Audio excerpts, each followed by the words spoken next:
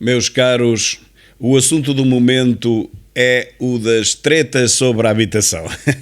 Aquela palestra de ontem do nosso ainda Primeiro-Ministro António Costa, que nos veio dar uma série de medidas, algumas delas absolutamente contraditórias, sobre aquilo que ele pretende que venha a ser a habitação, o mercado da habitação. Sobretudo o mercado do arrendamento e o alojamento local, porque quando se trata de créditos para a habitação, muito pouca coisa foi dita, muito pouco pode ser feito a não ser a imposição de uma taxa fixa. Vamos começar por aí, uma taxa fixa por parte da banca. Bem, isto é simplesmente ridículo, não é?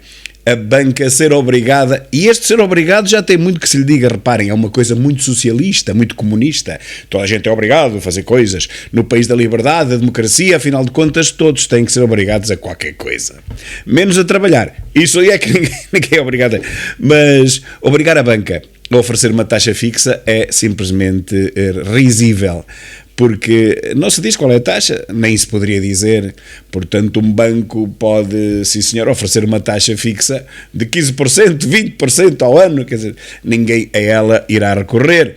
A própria banca não faz ideia nenhuma do que irá ser a evolução, o futuro dos próximos 3, 6, 12 meses. Portanto, um empréstimo à habitação é uma coisa que vai durar 25, 30 anos. Como é que se pode oferecer uma taxa fixa quando o mercado é volúvel como nunca foi? Quando a Euribor sobe de 3 em 3 meses, agora vai subir outra vez no mês que vem. Bom, esta medida mostra bem a competência dos assessores do governo. Os novos assessores de 21 anos que ganham 4.000 e tal euros por mês. Bom, não é possível realmente à banca, ou seja, a quem for, oferecer uma taxa fixa, a não ser uma taxa especulativa, e mesmo assim correndo o risco de essa mesma taxa daqui a um ano ou dois estar ultrapassada. Portanto, isso é completamente absurdo e mostra a qualidade do governo e do primeiro-ministro que temos. Por aqui se vê realmente a qualidade daquela gente. Mas vamos ainda a outra medida igualmente absurda, ou até talvez ainda mais, se possível for mais absurda do que esta, que é a obrigatoriedade, lá está, obrigatório, tem que se fazer, ditadura, dos senhorios arrendarem as suas casas. Bom, arrendarem, mas por que preço? Isso não interessa, isso logo se vê. Tem que as arrendar, porque senão depois o Estado vai lá e alugas. O Estado vai lá e alugas. Por que valor de renda? Ninguém quer saber disso, mas parece que estamos a falar para criancinhas. Aliás, esta é uma das grandes características de António Costa. Fala para o povo como quem fala para atrasados mentais ou para criancinhas de 10 anos. Tens uma casa de voluta, tu tens que alugar. Está bem, mas se calhar alugá-la queria ele. Mas por que dinheiro? É que não apareceu ainda ninguém que desse o valor justo por aquela casa. Alugas de qualquer maneira, não interessa. Não alugas por 500, alugas por 400, 300, 200. Olha, e para já, dá cá que é o Estado que te vai alugar. Como é que o Estado agora se arroga o direito de ser inquilino mor do reino? Não pode, porque depois ainda por cima vai subalugar a seguir. O Estado não tem as funções de alugar e subalugar, de empresa imobiliária, como não tem de montar restaurantes para vender comida, como não tem de alugar stands para vender automóveis. O Estado não pode ser taxista, não pode ser carpinteiro, nem pedreiro. Ao Estado não compete exercer nenhuma atividade económica, porque nós não estamos num Estado comunista. Isso é o que acontece realmente naquele país lá da democracia oriental. Tudo quanto lá existe é propriedade do Estado.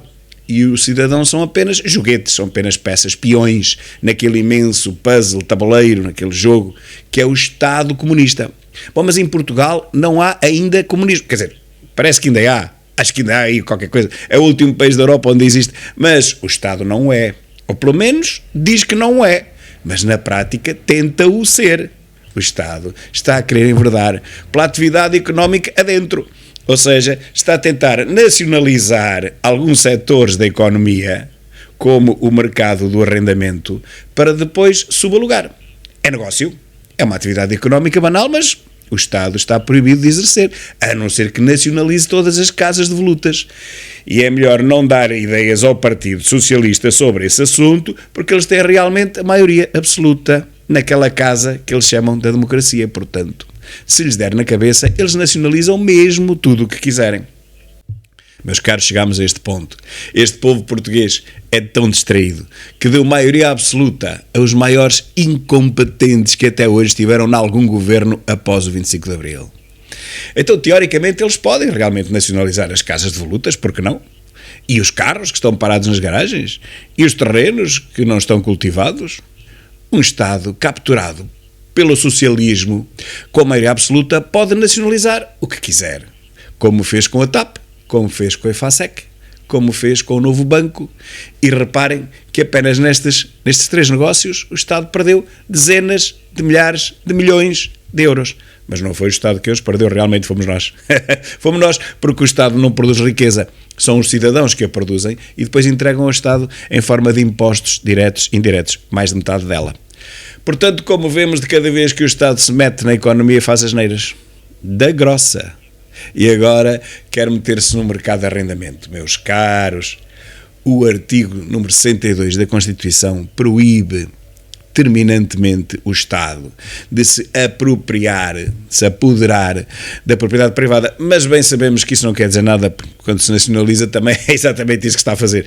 Por outro lado, por exemplo, só a título de exemplo, assim, a Constituição, no seu artigo 43, também proíbe o Estado de endoutrinar as crianças, os alunos nas escolas, e apesar dessa proibição clara, bem clara, o artigo 43, consultem, a verdade é que o Estado faz isso todos os dias em todas as escolas, básicas pelo menos.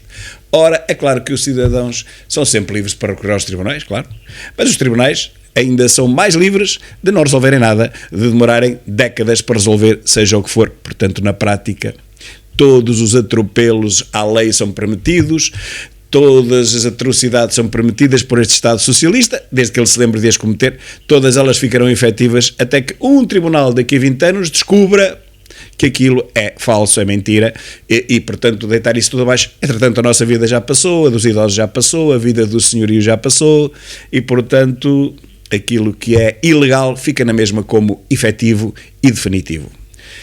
Mas façamos só este exercício de raciocínio, que vão ver que o resultado é sempre absurdo, seja qual for o prisma por onde se olhe. Imaginem que o leitor tem uma casa e até queria alugá-la ou vendê-la, mas ainda não chegou a, digamos, uma oferta compatível para uma coisa ou para outra, e portanto continua à espera.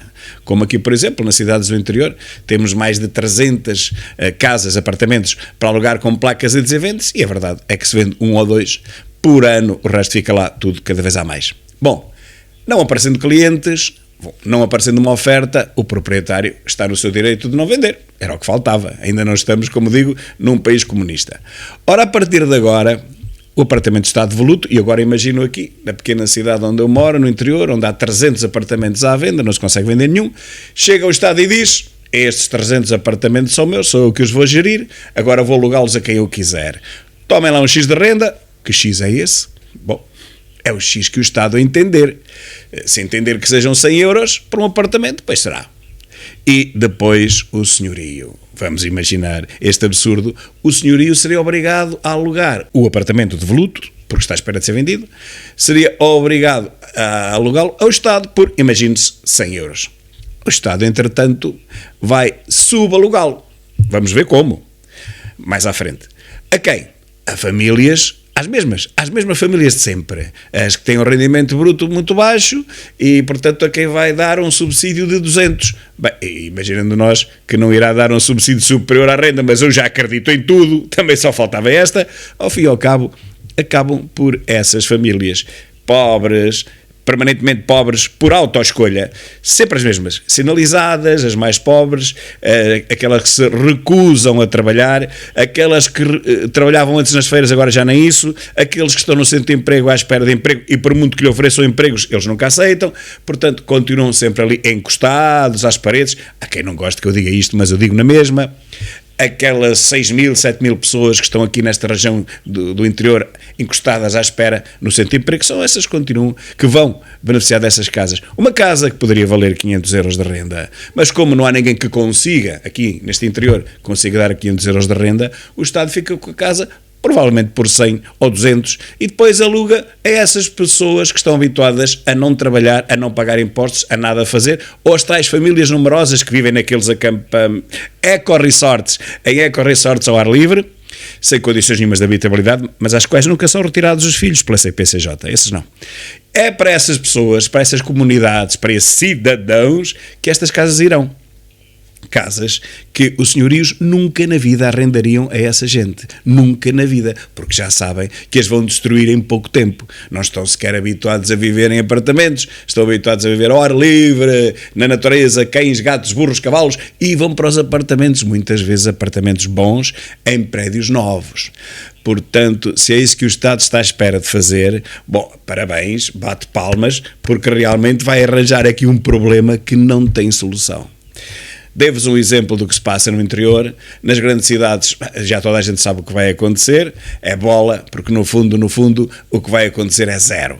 Mas no interior sim, porque aqui há realmente muita casa para alugar, não há gente, há muita casa para vender, mais para vender do que para alugar até, dependendo das zonas, é claro, aqui na minha zona para alugar não há nada, não há mercado de arrendamento, é verdade, só há para vender. E portanto o Estado, se quiser fazer alguma mudança no interior do país, vai ter que expropriar os senhorios dos seus apartamentos, centenas deles estão à venda, e meter lá gente, vou dizer, entre aspas, indesejável, tanto para o senhorio como para os restantes inquilinos. Vai dar bronca. Eu penso que ninguém pensou nisto, se pensou, fazem de contas que não pensaram e andam para a frente.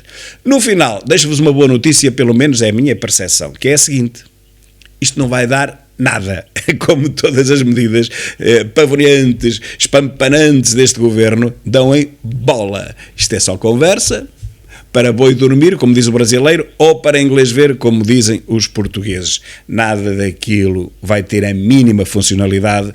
Eu não imagino que aqui no interior o Estado possa ficar com nenhum apartamento devoluto para depois oferecer a nenhuma família campestre. E digo-vos isto porque o resto dos inquilinos daquele prédio nunca permitiriam. Seria uma revolução em cada prédio, em cada andar, de cada vez que quisessem meter uma família dessas no centro da cidade. Portanto, meus caros, esperamos para não ver o que vai acontecer, porque já sabemos que não vai acontecer nada. Foi mais uma manobra de propaganda que não terá efeito praticamente nenhuns, nem nas grandes cidades, por maioria de razão, nem nas pequenas cidades do interior. Portanto, mais uma vez, tretas e balelas, e ainda bem, porque se estas medidas absurdas fossem alguma vez implementadas no terreno, meus caros, nós teríamos aqui uma verdadeira revolução. Ainda bem que isto não passa de tretas e balelas para vender jornais e para encher os noticiários das televisões durante 2 ou 3 dias. Concordas, Dasha? Claro, quem cala consente.